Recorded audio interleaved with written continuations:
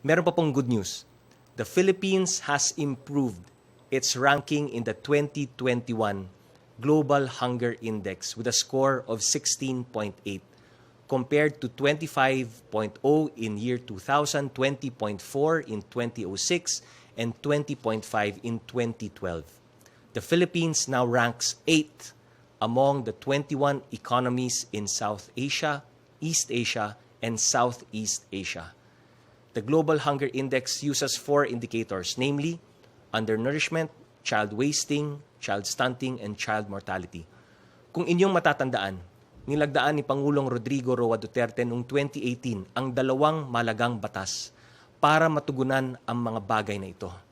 Una, ang Republic Act No. 11037 o ang Masustansyang Pagkain para sa Batang Pilipino Act, kung saan inaatasan ang mga ahensya ng pamahalaan na magpatupad ng National Feeding Program para sa mga undernourished na mga bata.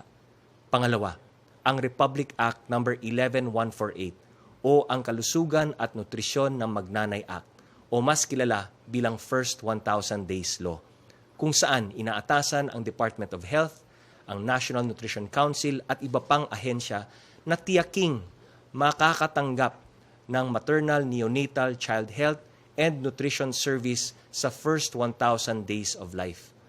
Clearly, these measures have had an impact in addressing the areas of concern cited by the Global Hunger Index.